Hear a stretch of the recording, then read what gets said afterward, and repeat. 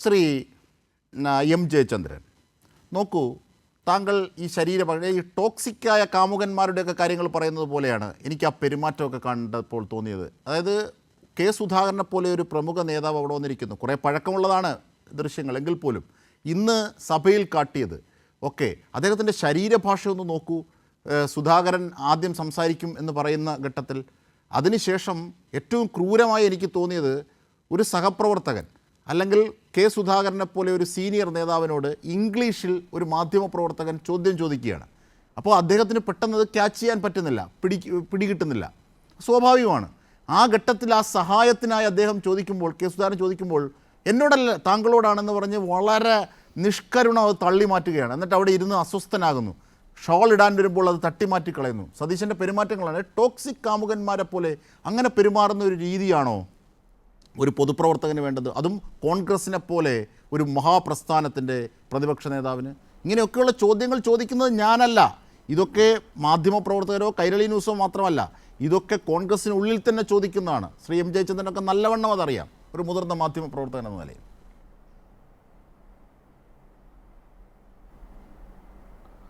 അജിംഷാദെ, താങ്കളുടെ ചോദ്യത്തിലേക്ക് അതിൻ്റെ മറുപടിയിലേക്ക് വരുന്നതിന് മുമ്പ് മറ്റു ചില കാര്യങ്ങൾ കൂടെ പരാമർശിക്കേണ്ടതുണ്ട് എന്ന് തോന്നുന്നു. കാരണം ഇപ്പോൾ KPCC പുനഃസംഘടനയാണല്ലോ എല്ലാത്തിനും ആധാരമായി ചർച്ചകളിലൊക്കെ വരുന്നത്.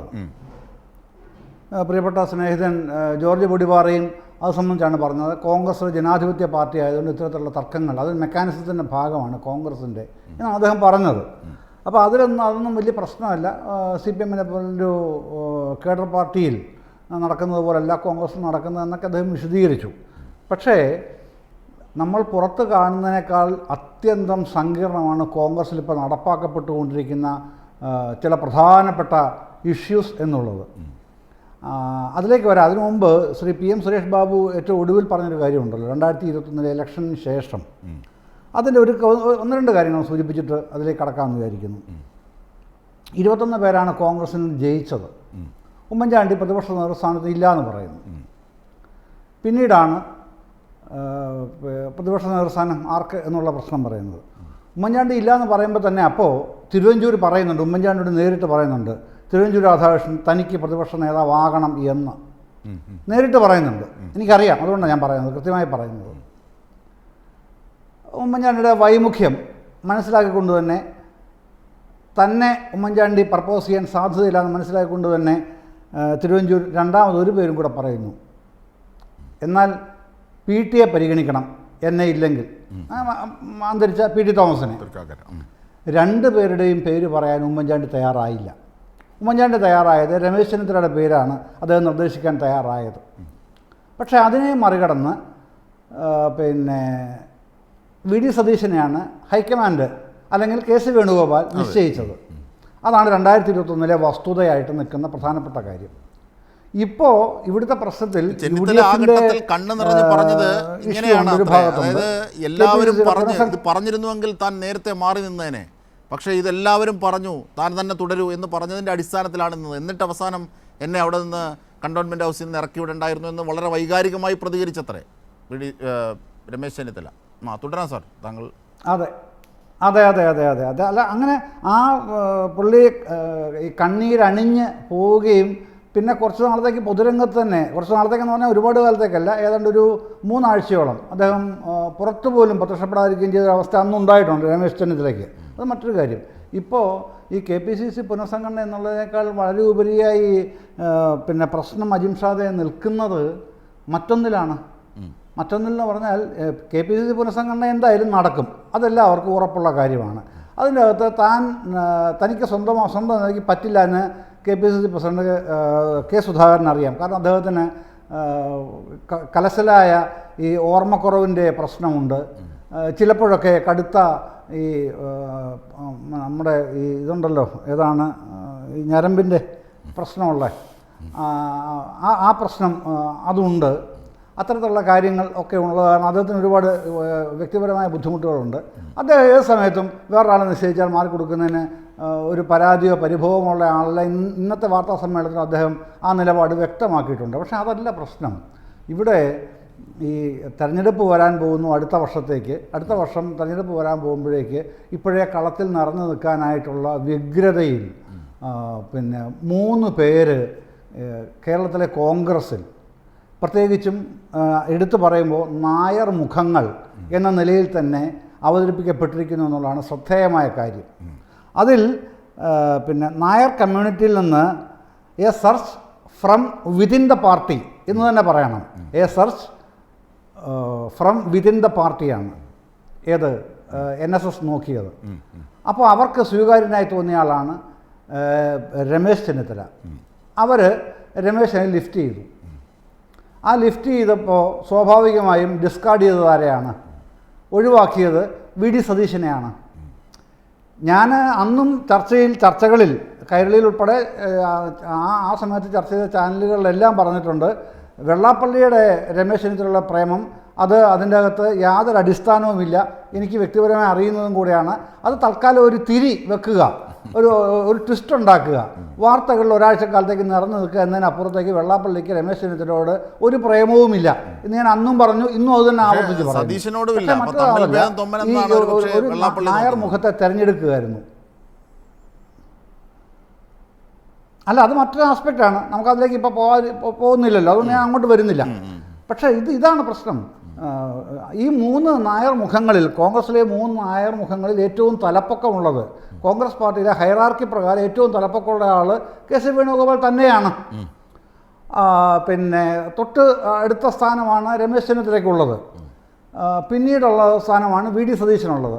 അപ്പോൾ ആ തെരഞ്ഞെടുപ്പിലാണ് രമേശ് ചെന്നിത്തലയെ ഇപ്പോൾ ഉയർത്തിക്കൊണ്ട് വരുമ്പോൾ ഇന്ന് പിന്നെ തിരുവനന്തപുരത്ത് CH സെൻറ്ററിലെ മീറ്റിങ്ങിൽ ET ആണല്ലോ അതിൻ്റെ ചെയർമാൻ അദ്ദേഹമാണല്ലോ. അതിൽ VD സതീശനെ വിളിച്ചത് രമേശിനാണ് വിളിച്ചത്. അതുണ്ട്. അപ്പം ഇതിൻ്റെ അകത്ത് എങ്ങോട്ടാണ് ഇത് കൊണ്ടുപോകുന്നത് എന്നുള്ളതാണ് പ്രശ്നം. ഈ കഴിഞ്ഞ ഒരു 1.5-2 മാസത്തിനിടയ്ക്ക് ഇദ്ദേഹത്തിന്, അതായത് സതീശന് വന്നിട്ടുള്ള ഒരു ഡീഗ്രഡേഷൻ ഉണ്ട് കോൺഗ്രസ് പാർട്ടിക്കകത്ത്. ആർക്കും കയറി മേയാവുന്ന അവസ്ഥയിലേക്ക് ഇപ്പോൾ സതീശനെ മെക്കിട്ട് കയറുകയാണ്. കിട്ടുന്ന അവസരങ്ങളിലെല്ലാം കോൺഗ്രസ് നേതാക്കൾ അവരുടെ ആഭ്യന്തര സംഘടനാ മീറ്റിങ്ങുകളിൽ അതാണ് ഇപ്പോൾ കാണുന്നത്. ഈ ഒരു പ്രത്യേകത ഇതുവരെ അനുഭവിക്കേണ്ടി വന്നിട്ടില്ല VD സതീശന്. ഞാൻ ഒരു 6 മണിയായപ്പോൾ ഒരു പ്രധാനപ്പെട്ട നേതാവിനെ വിളിച്ചപ്പോൾ അദ്ദേഹം എന്നോട് പറഞ്ഞ ഒരു ഉപമ എന്താണെന്നറിയാമോ VD സതീശനെ പറ്റി? മൂക്കാതെ പഴുത്തതാണ്, അതിൻ്റെ ഒരു കുഴപ്പമുണ്ട് അയാൾക്ക്. എന്നോട് പ്രധാനപ്പെട്ട ഒരു നേതാവ് പറഞ്ഞതാണ് 6 മണിക്ക് ഞാൻ വിളിച്ചപ്പോൾ. അപ്പം പിന്നെ ആ തരത്തിൽ കഴിഞ്ഞ 1.5 മാസം കൃത്യമായിട്ട് പറഞ്ഞാൽ അദ്ദേഹത്തിൻ്റെ പല കാര്യം, ഇപ്പോൾ തെരഞ്ഞെടുപ്പ് വിജയമൊക്കെ സതീശൻ്റെ ക്രെഡിറ്റിലാക്കാൻ ആ സമയത്ത് മാധ്യമങ്ങൾ തന്നെ മത്സരിച്ചിരുന്നു. ഇപ്പോൾ അതൊന്നും ചിത്രത്തിലേ ഇല്ല. അതുകൊണ്ടാണ് തുറന്നടിച്ചതുപോലെ കഴിഞ്ഞ രാഷ്ട്രീയകാര്യ സമിതി യോഗത്തിൽ ഉണ്ടായ നടപടികളൊക്കെ ഉണ്ടാവുന്നത്.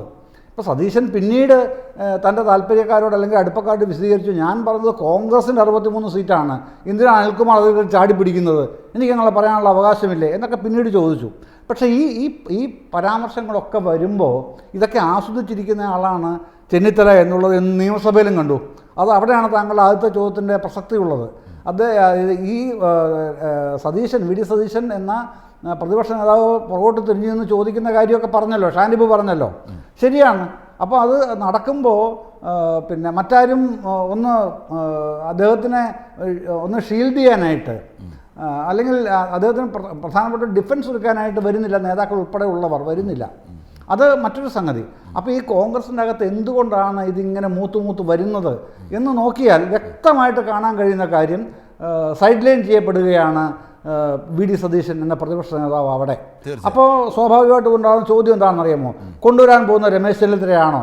അല്ല, ഞാൻ ഇവിടെ വെച്ച് തീർത്ത് പറയാം, രമേശ് ചെന്നിത്തല ഒരു നേർച്ചക്കോഴിയാണ്. അതിപ്പോഴേ എഴുതി വെച്ചോളൂ അജിംസാദെ, നാളെ നമ്മൾ കാണാൻ പോകുന്നതാണത്. അതൊരു നേർച്ചക്കോഴിയാണ്. ഇതിൻ്റെ അകത്ത് പിന്നെ അദ്ദേഹത്തെ രമേശ് ചെന്നിത്തല ഏതാണ് അജിംസാദെ, ആരായിരിക്കും താങ്കളുടെ നിഗമനത്തിൽ? ഹലോ, KC ആണോ? അല്ല, UDF-നാണ് അടുത്ത നിയമസഭാ തെരഞ്ഞെടുപ്പിൽ പിന്നെ ഭരിക്കാനുള്ള ഭൂരിപക്ഷം കിട്ടുന്നതെങ്കിൽ ഞാൻ ഉറപ്പിച്ച് പറയും ജനങ്ങളാണല്ലോ. അതിനി UDF വരണമോ ഇല്ലയോ എന്നുള്ള കാര്യം ജനങ്ങളാണ് ഇതിന്. അല്ല, നയിക്കുന്നത് അവർക്ക് നയിക്കാൻ ആൾ വേണ്ടല്ലോ, AICC ഉണ്ടല്ലോ. ഇപ്പം അല്ല, അവർ മുമ്പിൽ ഉയർത്തിക്കാട്ടുന്ന നേതാവ് ആരായിരിക്കും? നമ്മൾ കാണേണ്ട കാര്യം ഈ പ്രശ്നം ഇതൊക്കെ അല്ല, ഞാനതാണ് പറയുന്നത്. ഈ ഇതൊക്കെ രൂപപ്പെടുന്നത് എന്തുകൊണ്ടാണെന്നറിയാം, ഇപ്പോൾ ഇങ്ങനെ വരുന്നത് എന്തുകൊണ്ടാണെന്നറിയാമോ? LDFന് പിന്നെ ഉയർത്തി കാണിക്കാൻ ഏതെങ്കിലും സമുദായത്തിന് നേതാവിനെ വേണ്ട അവരുടെ പാർട്ടി. CPM നയിക്കുന്ന CPMനാണെങ്കിൽ അതിൻ്റെ അകത്തുള്ളിൽ ഒരു പിന്നെ ഒരു ഈഴവ നേതാവ്, അല്ലെ നായർ നേതാവ്, ക്രിസ്ത്യൻ നേതാവ്, മുസ്ലിം നേതാവ്, അങ്ങനെ പറഞ്ഞ ഒരാളും ഒരു മാധ്യമവും അതാണത് LDFൻ്റെ അടുത്ത നേതാവ് കേട്ടോ എന്ന് പറയാൻ ധൈര്യപ്പെടുക പോലുമില്ല. അതേസമയം UDFലാണെന്നുണ്ടെങ്കിൽ നായർ സമുദായത്തിൻ്റെ ഇന്നയാൾ വന്നാൽ കൊള്ളാം കേട്ടോ, ക്രിസ്ത്യനാണ് ഇന്നയാൾ വന്നാൽ കൊള്ളാം, മുസ്ലിമാണ് ഇന്നയാൾ വന്നാൽ കൊള്ളാം എന്ന ചർച്ചയ്ക്കാണല്ലോ ഇപ്പോഴേ തുടക്കം കുറിക്കുന്നത്. പക്ഷേ അതിൻ്റെ അകത്തൊക്കെ മറ്റ് ആൾക്കാരും കൂടെ യോജിച്ചിപ്പോൾ വന്നിരിക്കുന്നത് നമുക്കെല്ലാവർക്കും കൂടെ ഒന്നിച്ച് രമേശ് ചെന്നിത്തലയെ അങ്ങ് നേതാവായിട്ട് കൊണ്ടുവരുന്നതിനെക്കുറിച്ച് ആലോചിച്ചു കൊണ്ടിരിക്കാം എന്നുള്ളതാണ് ഇപ്പോഴത്തെ ഒരു പൊതു തത്വമായിട്ട്, പൊതുനയമായിട്ട് അംഗീകരിക്കപ്പെട്ട് കൊണ്ടുവരുന്നത്. അപ്പോൾ അവിടെ വരുന്നത് രമേശ് ചെന്നിത്തല ലാസ്റ്റ് ബസ് പോയി കഴിഞ്ഞു എന്നുള്ളത് എല്ലാവർക്കും അറിയാം. അല്ല അജിംഷാദെ, രമേശ് ചെന്നിത്തലയുടെ ലാസ്റ്റ് ബസ് പോയി കഴിഞ്ഞു. അത് അദ്ദേഹത്തിൻ്റെ പ്രതിപക്ഷ നേതൃസ്ഥാനം പോയപ്പോഴേ അദ്ദേഹത്തിൻ്റെ ലാസ്റ്റ് ബസ് പോയി ഇല്ലേ? അല്ല, അത് കഴിഞ്ഞ് ആ ബസ്സിലാണ് ഇപ്പോൾ പിന്നെ VD സതീശൻ സഞ്ചരിക്കുന്നത്. സ്വാഭാവികമായി പിന്നെ ആ പ്രതിപക്ഷ നേതാവിൻ്റെ നേതൃത്വത്തിൽ മുമ്പോട്ട് പോകുന്ന ഇലക്ഷനിൽ, വരുന്ന നിയമസഭാ തെരഞ്ഞെടുപ്പിൽ ആ കക്ഷിക്ക് അല്ലെങ്കിൽ ആ മുന്നണിക്ക് ഭൂരിപക്ഷം കിട്ടുകയാണെങ്കിൽ ആ പ്രതിപക്ഷ നേതാവിനാണ് പരിഗണിക്കേണ്ടി വരിക എന്നുള്ള സാഹചര്യത്തിലാണ് ലാസ്റ്റ് ദിവസം പോയ രമേശ് ചെന്നിത്തല വെച്ചുകൊണ്ട് ഇപ്പോൾ കളികൾ ആരംഭിച്ചിരിക്കുന്നത് എന്നുള്ളത് ഇതിനകത്ത് പ്രത്യേകം കാണേണ്ട കാര്യമാണ്. തീർച്ചയായും അതാണ് നമ്മൾ കാണേണ്ടത്. ഇനി എങ്ങാനും ബിരിയാണി കിട്ടിയാലോ എന്ന് സലീം കുമാർ ഒരു സിനിമയിൽ പറയുന്ന കണക്ക് അവസാന ബസ് ഏതെങ്കിലും ബസ് നീ തെറ്റി വന്നാലോ എന്നാണ് ചെന്നിത്തലയുടെ പക്ഷം. പക്ഷെ എന്തായിരുന്നാലും അതിനുള്ള സാധ്യതകളാണ് പോകുന്നത്.